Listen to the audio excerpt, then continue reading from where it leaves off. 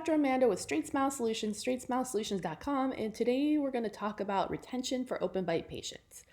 And we're specifically going to be talking about what do you do. Now, before you even listen to this video, you have to watch all the rest of my Openbite videos because I give you tons of tricks and tips on managing them, what to take, what not to take, how not to get yourself caught in deep in hot water with these patients. So to watch all these other videos, you're going to want to go into my YouTube channel, not your YouTube channel. So go to your YouTube channel, type in StraightSmile Solutions in the search bar. It'll take you to my YouTube channel, which has a green banner.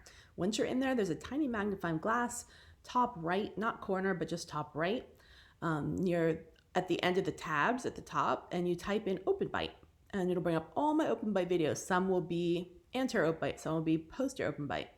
But in any case, some will be for aligners, some will be for braces. Look through those videos, watch them so you can fully understand the whole story. This is the last video in the series of Openbite, anterior Openbite videos.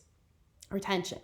So retention is extremely important. And like I always tell doctors, if you worked with me on an Openbite case, no guarantee that if you could even get it closed that we can even retain it.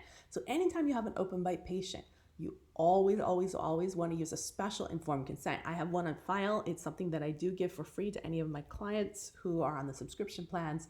If you want access to any of my documents, you can get them from the document store at StraightSmile Solutions.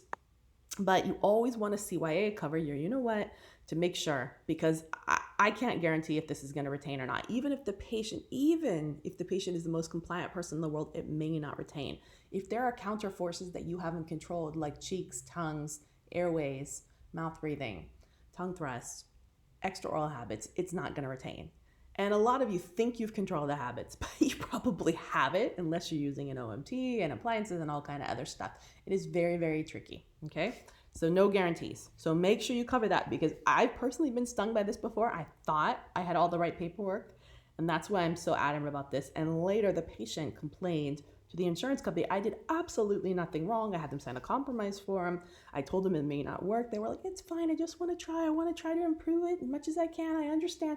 Well, yeah, everyone says that until the end. And when they realize that they might be able to get money back, then they're going to try. And then they pull that money from me. And I spent 2 years working on this, and I was very frustrated. So after this, I said, that's it. I'm going to either stop doing this, or I'm going to do it much more strict and have all different documentation to cover me, because I don't want to give any more refunds. I told you this might not work, So, the only guaranteed way to control this often is to use OMT, which is oral myofunctional therapy, to use a habit appliance, and or to get a jaw surgery. So a lot of times patients don't want to do those. They just say, give it a try. So anyways, let's go back to this. So retention. Any Openbite patient needs to have the most robust retention possible. So I often build that into the fee if I can, because it's going to cost me a lot more and be a lot more effort from me to put it on and to maintain it.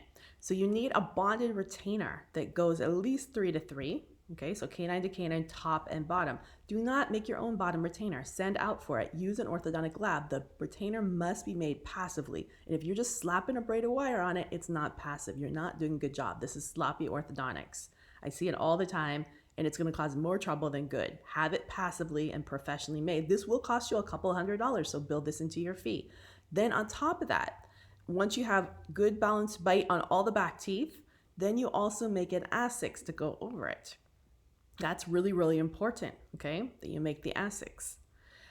And then they have a dual retainer, basically, They wear the bonded is always on, and they wear the A6 at night and when they are home. And that usually solves the problem. Usually that works pretty well, but again, there's no way any type of retention can counteract the external forces if there are extra habits going on. Can't control it, okay?